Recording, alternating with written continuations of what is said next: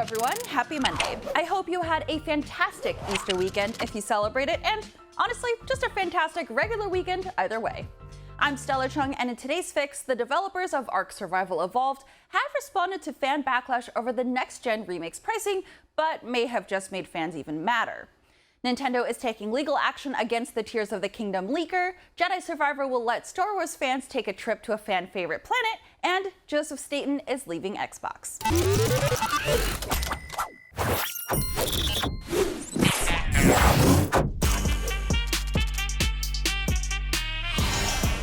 Last week, we told you how Ark Survival Evolved was getting a next-gen remaster that would be bundled with the upcoming sequel, Ark 2. Remastered or not, players weren't exactly happy about having to buy the first game all over again. In an utterly baffling move, Studio Wildcard has responded by raising the price. In the official Ark Survival Evolved Steam forum, the devs posted a long statement detailing their adjustments to the Ark bundle. Previously, the only way to get Survival Ascended, the next-gen Unreal 5 remake of the first game. This bundle also included a pre-order for Ark 2, which has been delayed until next year. In the original announcement, the bundle was priced at $49.99, which honestly isn't a bad price for two games. However, that price did not include the DLC for the first game, which players weren't overly excited about buying all over again. Players also voiced their concerns on paying for Ark's sequel when they haven't seen much about it beyond a cinematic trailer starring a CGI Vin Diesel. The devs heard the backlash, and in response, Studio Wildcard revealed this bundle is being completely done away with. They stated they originally wanted to let players get the two games for the price of one, but admitted this was not their best move and said, "Our bad," and announced that Survival Ascended is now a standalone purchase deal for PC, Xbox Series, and PS5 for $59.99, which now includes all planned DLC for the remaster. Okay, so bundling all the DLC with the remaster of the base game makes a little more sense, but from what I've gathered, this completely misses the point of why fans were upset. Players were annoyed at having to rebuy anything at all. So responding by raising the price of the base game is both baffling and gross. I went back on Steam to check out how much all of these previous DLCs would cost. The listing for planned DLC for Survival Ascended included the Island, Survival of the Fittest with the Island and Scorched Earth map variants, Scorched Earth, Aberration, Extinction, and Genesis Parts 1 and 2. Looking at the listing on Steam with the Ultimate Survival Edition that shows every DLC Survival Evolved had, the cost comes out to $79.95. Studio Wildcard did go on to explain why they couldn't just include these remaster updates to the original game. They said the Unreal 5 upgrade would pose problems to the original game and break save data, prevent certain mods from being functional, and just cause general mechanical problems to the game. So they opted to just make a new and improved Ark with a cleaned up codebase that could be supported in the future and be closer to what they're working on with Ark 2.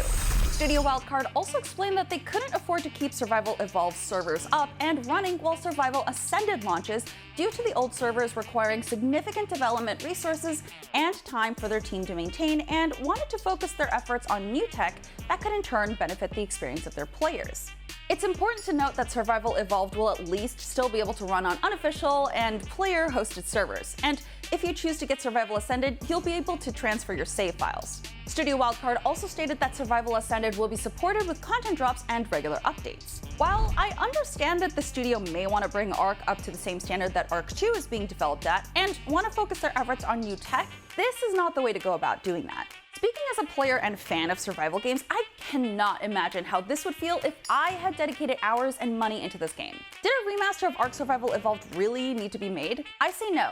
It's one thing to remaster or even remake single-player games to bring gameplay and graphics up to current standards, but for survival games, I can't say I could justify a remaster being necessary. Don't get me wrong, I'm glad it's being updated to modern standards for players who truly love the game and want it to be upgraded, but those same players are the ones who paid every time for each DLC and the base game itself. There have been so many mods that players could download to improve gameplay or even upgrade to 4K hyper-realistic visuals. Yes, it's great that all of these features will be available as standard in the remaster, but was it necessary, or was it even something that fans asked for? Fans and dedicated players only ever asked for continued game support and regular content drops, and now that's finally coming, but in this $60 purchase for a game and DLC they already have.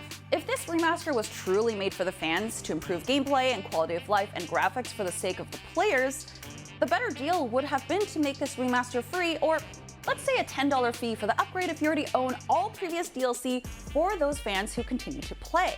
Let the players have their game they poured their time and money into while upgrading your servers to support those players who continue to keep ARK alive. According to Steam charts, ARK Survival Evolved is in 17th place in top games played. Since Survival Evolved is a survival game and not a story game, first-person shooter, or even an MMORPG that keeps players coming back for dailies, the game literally survives because of its players. Comments on Studio Wildcard's latest forum post are highly negative with some positive remarks, so we'll have to see how this new update pans out for the future of ARK.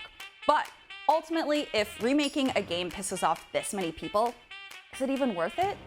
Keep the servers up for the old game and focus resources on just making a new one. Back in February, a Tears of the Kingdom art book leaked on Discord revealing new characters, enemies, enemy types, and locations from the upcoming Zelda sequel. That's not news. What is news is that Nintendo has been on Discord's ass to try and find who the leaker was. The day after the leak on Discord, Nintendo of America sent a DMCA notice to Discord and specified the server with the names Tears of the Kingdom official Discord server. 8 minutes after the DMCA notice, Discord told Nintendo the content would be removed promptly, but that wasn't enough for Nintendo.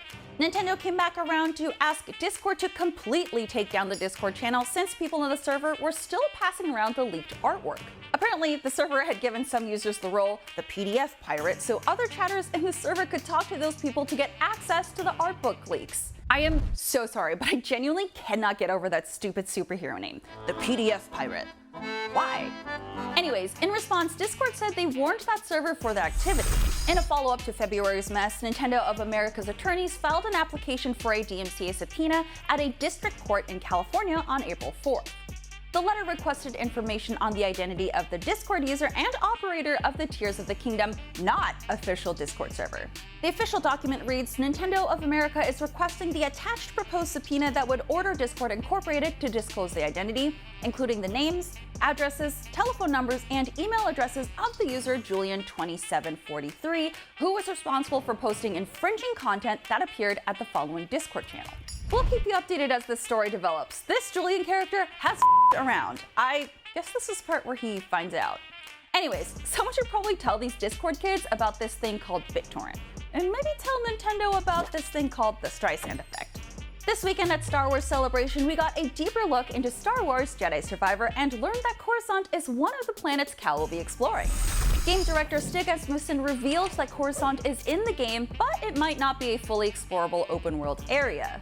Asmussen talked about the larger explorable areas in Jedi Survivor and happened to include Coruscant in that same discussion. But Andy McNamara pulled back on expectations on Twitter after Asmussen's talk. McNamara addressed a tweet that claimed Coruscant was an open-world location by saying, to be clear, Stig never claimed Coruscant was a freely explorable open world. He only confirmed it was one of the destinations in the game. Survivor has amazing planets to explore and our biggest environments to date, but wanted to be clear on what was said. So anyone expecting a massive Cyberpunk 2077-sized chunk of Coruscant might want to temper their reactions. We'll find out how much of it is actually in the game when Star Wars Jedi Survivor hits PC and new-gen consoles on April 28th. I am so ready for this next chapter with Cal and BB1. Last Friday, Microsoft confirmed to IGN that Joseph Staten, head of creative on Halo Infinite, is leaving the company. The comment from a Microsoft spokesperson didn't specify where Staten was going, but said, "We're grateful for Joseph's contributions to the Halo franchise and Xbox as a whole. We wish him all the best in his new adventure." Staten also went on to Twitter to comment on IGN's report and said he'll have more information to share soon, but wanted to thank his Xbox colleagues for all of their understanding and support. It's such a surreal thing to see Staten leave after 9 years with Microsoft. Staten was the cinematic director on Combat Evolved, Halo 2, and Halo 3, and was even the lead writer on Destiny when he was with Bungie. It'll be sad to see him go, but I'm curious what Staten will be working on next. Do you have any guesses? Drop them in the comments. Are you an ARK player? How do you feel about Studio Wildcard's adjustments to their original announcement? Let us know. I'm Stella Chung, and now that you're all caught up on the news, check out our video on the first 11 minutes of Dead Island 2. I still cannot believe that game is finally coming out. Be sure to follow us on all your socials and subscribe to The Daily Fix on Snapchat. Keep on gaming, and I'll see you next time.